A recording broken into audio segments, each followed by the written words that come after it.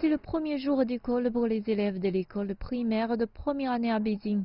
L'excitation se lit sur le visage de nombreux parents et d'enfants. Pour d'autres, il y a un peu de réticence à se séparer.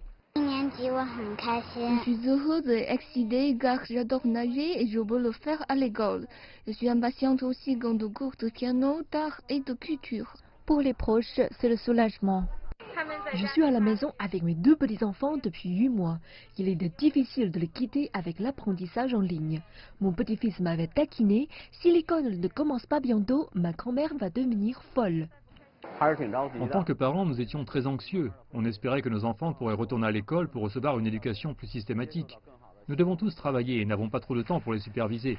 J'espérais que mon enfant puisse retourner à l'école pour apprendre à s'adapter et à s'intégrer dans la société. Les contrôles de température corporelle sont effectués 2 fois.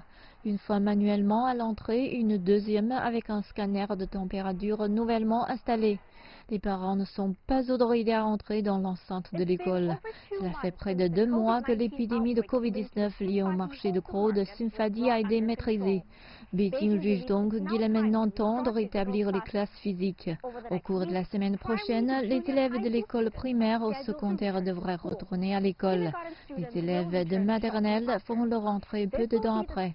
Il s'agira de la deuxième réouverture pour de nombreuses écoles depuis leur fermeture en juin. À l'époque, seuls certains niveaux étaient autorisés, contrairement à aujourd'hui qui est une réouverture complète pour toutes les classes. En avril, lorsque nous avons rouvert, les élèves du CP au CE2 et de maternelle n'étaient pas de retour. Cette fois-ci, nous avons préparé des lavabos spéciaux et des matériaux de protection pour les plus jeunes enfants et nous les guidons sur la façon de se protéger. Nous vérifions la carte de voyage de 14 jours pour les élèves et les enseignants avant qu'ils ne retournent à l'école.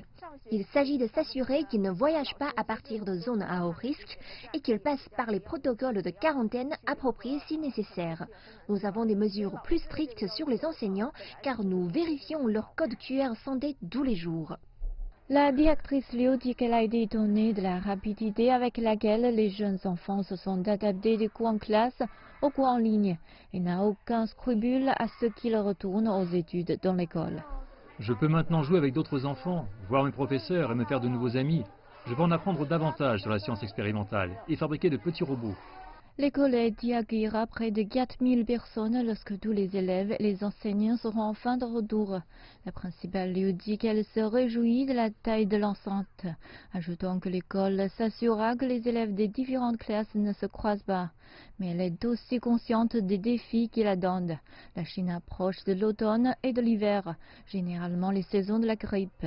Elle dit que la prévention d'une épidémie de Covid-19 reste la priorité numéro 1 de l'école.